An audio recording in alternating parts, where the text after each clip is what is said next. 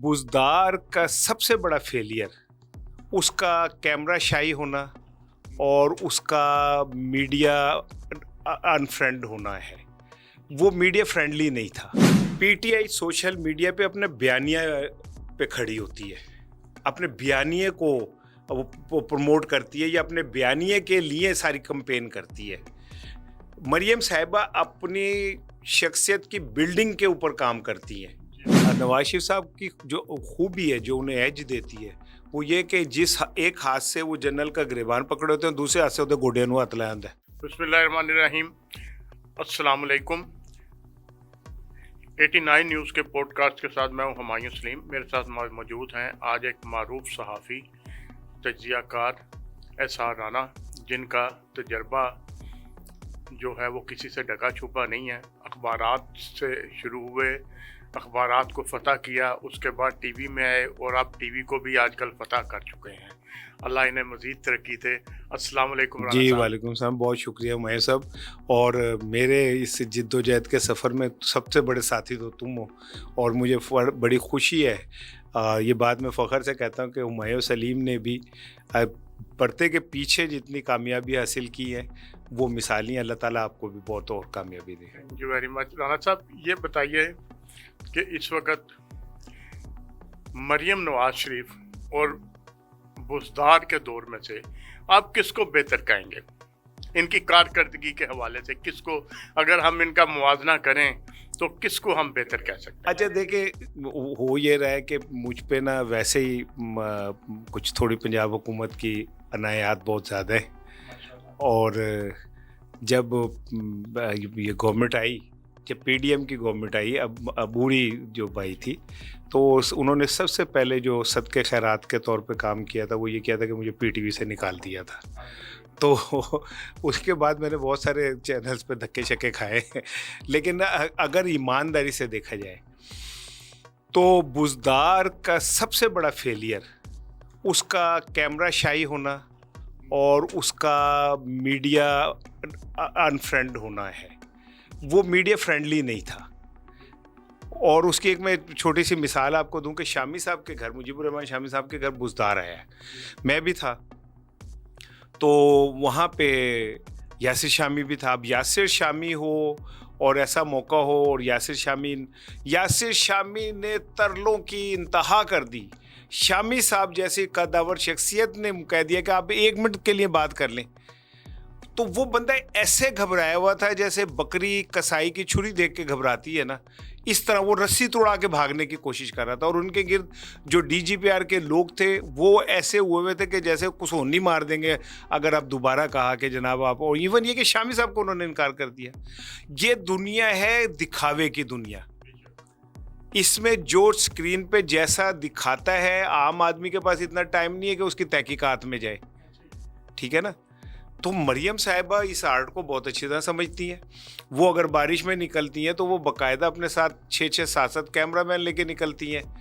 फिर वो जिस तरह सब्दी माँ आई जे कहती हैं और फिर उसके बाद वो कैमरा स्लो मोशन में उन्हें कवर करता है, जो कैमरे एंगल बनते हैं जब वो ऐसे करके जाती हैं, ठीक है ना, कभी खुशी कभी गम, तारा रम पम पम पीछे चल रहा हो। तो अगर ये स्टैंडर्ड है तो मरियम साहिबा बहुत आगे। अच्छा, दूसरी इससे आगे हम थोड़ा सा चलते हैं। पीटीआई एक बहुत जमात है जिसने पाकिस्तान में सोशल मीडिया जो है ना, वो सबसे पहले उसका इस्तेमाल किया, बहुत अच्छा इस्तेमाल किया, इसमें दूसरी कोई राय नहीं है। उसने अपना बयानिया जो है सोशल मीडिया के ज़रिए लेके आए, अपना बयानिया मनवाया। आज तक जो भी है सोशल मीडिया पे, वो अगर कोई कहे हुक्मरानी कर रहे हैं तो वही है। आप क्या समझते हैं कि इस वक्त जो मरियम नवाज है वो भी उसी डगर पे चल रही है, सोशल मीडिया के जरिए हुक्मरानी करने की कोशिश कर रही है? दो चीज़ें हैं। पीटीआई सोशल मीडिया पे अपने बयानिया पे खड़ी होती है, अपने बयानिए को वो प्रमोट करती है या अपने बयानिए के लिए सारी कैंपेन करती है। मरियम साहिबा अपनी शख्सियत की बिल्डिंग के ऊपर काम करती हैं। दो फ़र्क हैं। पीटीआई अपने बयानिए के ऊपर की प्रमोशन पे काम करती है। इमरान खान बहादुर है, इमरान खान इस्टेब्लिशमेंट से टकरा गया, इस्टेब्लिशमेंट पाकिस्तान पे जुल्म कर रही है, ठीक है। मरियम कहती है मरियम सबदी माँ है, मरियम बहुत अच्छी है, मरियम ने बच्चों को कहा इन्होंने जूस पियाया कि नहीं पियाया। हालांकि अब ये वो वाली बातें इनकी को एक सीएम के लेवल पे ये बनती है कि इन्हें जूस पिलाया कि नहीं पिलाया। ये दो फर्क है चीज़ों के, और ये फ़र्क नज़र आए जब पाक इंडिया जंग हुई और पीटीआई के सोशल मीडिया ने पाक फ़ौज के साथ खड़े होकर इंडियन मीडिया का जवाब दिया, तो आपको समझ आई कि ये प्लेटफॉर्म कितना मजबूत चीज़ है। मरियम साहिबा सिर्फ कर रही हैं अपनी सेल्फ प्रमोशन के लिए काम, पीटीआई काम कर रही है, हालांकि उसका अल्टीमेट फ़ायदा इमरान खान को ही जाता है, लेकिन पीटीआई जिस तरह की लड़ाई लड़ रही है सोशल मीडिया पे, वो एक आइडियोलॉजिकल वॉर है जो वो लड़ते हैं। लेकिन ये इल्ज़ाम भी लगा है और पीटीआई के कुछ सपोर्टर की जानब से कि उन्होंने फ़ौज की इस मौका पर भी हमायत नहीं की और फ़ौज के ख़िलाफ़ गए।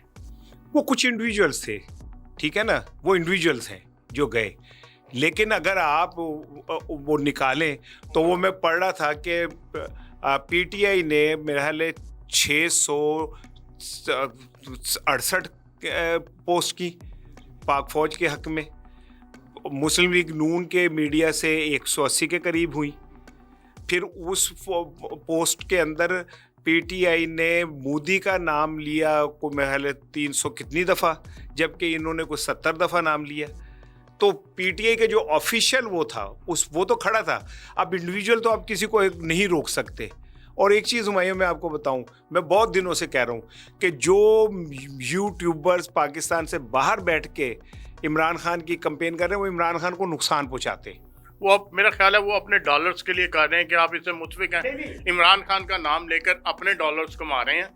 हाँ हुमायूं, फर्ज करें ये नहीं आप समझे, आपकी लड़ाई एस्टेब्लिशमेंट से, ठीक है, मैं कहता हूँ हुमायूं बहुत अच्छा, एस्टेब्लिशमेंट यूं है, एस्टेब्लिशमेंट चोर है, तो भाई तुम तो मुल्क से बाहर बैठे हो, मैं अंदर बैठा हूँ। एस्टेब्लिशमेंट को जब आप गाली देंगे तो वो मेरा गिरेबान पकड़ेगी, आपका तो नहीं पकड़ेगी।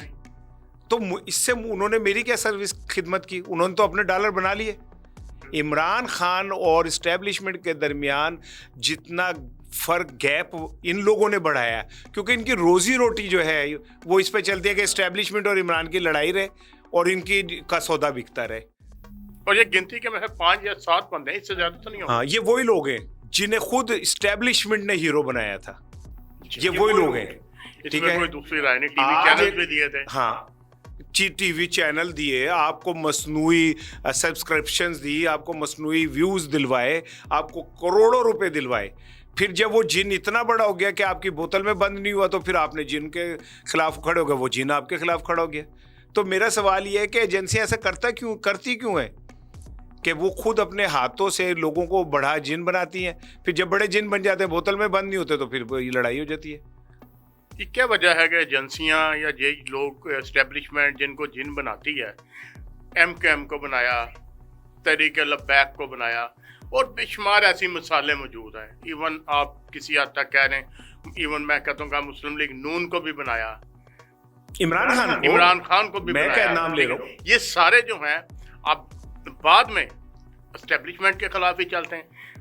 आप एक एक का नाम ले लें, इवन नवाज शरीफ का नाम ले लें, जब वो बाहर था गुजरांवाले की तकरीर सबसे पहली मिसाल है कि नवाज शरीफ ने एस्टेब्लिशमेंट के खिलाफ करके वहाँ एक एग्जाम्पल कायम की थी कि जनाब एस्टेब्लिशमेंट के खिलाफ भी जाया जा सकता है। और मेरे ख्याल में एस्टेब्लिशमेंट के खिलाफ पहला कदम जो है वो नवाज शरीफ ने उठाया था। क्या आप इससे मुतफिक हैं? नहीं, जुल्फ़िकार अली भुट्टो ने भी उस वक्त के जनरल्स के नाम लेके बातें की थी, और वो ज़ियाउल हक को तो उन्होंने कहा था कि ये मेरी बूट पॉलिश करता था, ठीक है ना। ऐसी बात नहीं है, बेनज़ीर भुट्टो ने उस वक्त के जनरल्स के ख़िलाफ़ नाम लेके की थी।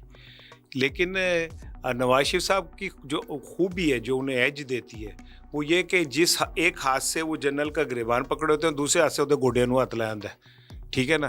तो जब जिस दिन वो जनरल बाजवा का नाम लेके गुजरांवाला के जलसे में तकरीर कर रहे थे, उसी वक्त लंदन में बैठ के वो कह रहे थे कि बाजवा की एक्सटेंशन के लिए वोट दे दो, ठीक है ना। सो बात यह कि चे गवेरा बनना और चे गवेरा जैसा बनना दो अलग चीज़ें।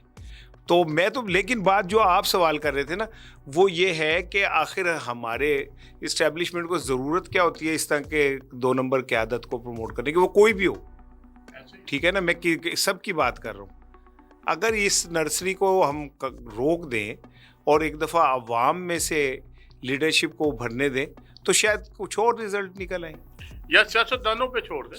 नहीं, सियासतदानों पे तो इसलिए नहीं, आप मैं कह सकता कि जो मौजूदा सियासतदान है वो सारी लॉट ही वो हैं जिनको की परवरिश उन्होंने की है। लॉट हो, इसकी सिंपल मिसाल ये है, अगर इस्टेब्लिशमेंट ना इंटरफेरेंस करती तो शायद 2018 में नवाज शरीफ जीतता, और अगर इस्टेब्लिशमेंट ना इंटरफेरेंस करती तो 2023 में इमरान खान को कोई नहीं हरा सकता। अच्छा, उसमें 2 चीज़ें देखिए, एक कत्ल का जवाज दूसरा कत्ल नहीं होता, ठीक है ना। अगर 2018 में ऐसा हुआ तो हम कहें 2023 में भी हुआ तो ठीक है, दोनों बराबर हो गए, दोनों गलत नहीं, मैं तो ये बात नहीं कर रहा हूँ, अगर अवाम पे छोड़ा जाता तो मैं कह रहा हूँ दोनों गलत हैं। लेकिन 2018 में जिस तरह 2013 के अंदर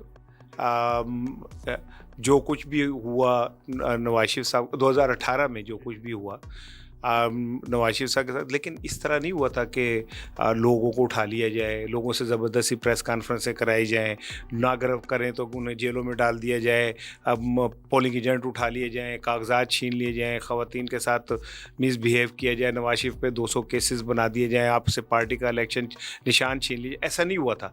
बुरा गलती हुई उस टाइम भी थी, लेकिन लेवल ज़रा डिफरेंट था। काश 2024 के इलेक्शन के अंदर काश नवाज शरीफ ये कहते थे ना कि मैं अवामी मैंडेट का एहतराम करता हूँ और जो जीता है उसको हुकूमत बनाने दें, नवाज शरीफ का कद इतना बढ़ जाता कि दुनिया, इमरान खान उनके गोडे के गिट्टे तक नहीं पहुँचना था। नवाज शरीफ कहते कि हाँ इमरान खान जीत गया जी, दे दें उसे हुकूमत, मैं नवाज शरीफ का कद इतना बढ़ जाना था।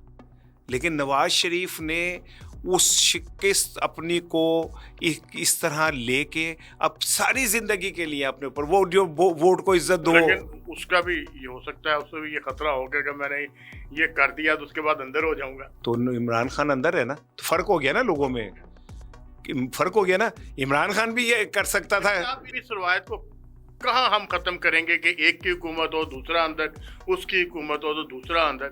हम कब इस रवायत को ख़त्म करने में कामयाब होंगे कि हम ओपोजिशन को पूरा बढ़ने का मौका दें, उसे कम से कम बात करने का मौका दें, जेन्युइन बात करने का। गलत बात चलें छोड़ें, अगर कोई गलत हरकत करती है वो उसको साइड पे करें, लेकिन ओपोजिशन को जायज़ बात करने का तो हक होना चाहिए ना, चाहे कोई हो, चाहे वो इमरान खान की हो। और ये रवायत तो बहुत ही घटिया नहीं है कि इमरान की हुकूमत हो तो नवाज शरीफ अंदर, नवाज शरीफ की हुकूमत हो तो इमरान अंदर। ये क्या है? इसमें तो 2 चीज़ें, एक तो जो मैंने तो वो दौर देखा हुआ है जब कठपुतली तमाशे होते थे, वो बड़ा मज़ेदार दौर होता सी। और साई होंदी सी, वो शाम को आते थे, उनको कहते थे भाई कल आपने कठपुतली का तमाशा करना है, तो वो एक कठपुतली दे जाते थे और पैसे ले जाते थे। ये साई होती थी कि जी कल होगा। फिर मोहल्ले वाले सारे बैठते थे तो वो होता था। तो पीछे जो बंदा बैठा होता था जिसने पाटे खान को, बीरबल को, इनको नचाना होता था, सारा क्रेडिट उसकी उंगलियों को जाता था। पाटे खान की अपनी कोई वैल्यू नहीं, बीरबल की अपनी कोई वैल्यू नहीं, वैल्यू है उन उंगलियों की जिसके ऊपर वो नाचते। तो बस मैं इतना कह सकता हूँ। इसका मतलब दोनों बेकसूर हैं। इसका तो यही मतलब। हाँ, लेकिन वो एक परवीन शाकिर का शेर है कि खुद फूल ने भी अपने किए होंठ नीमवा, चोरी तमाम रंग की तितली के सर न जाए। कोई तोड़ा भी कसूर होता है, कुछ फिर लोग भी फायदा चुकते हैं। दूसरा ये, इस वक्त इमरान खान साहब जिस पोजीशन में है, क्या उन्हें टेबल पे नहीं आना चाहिए?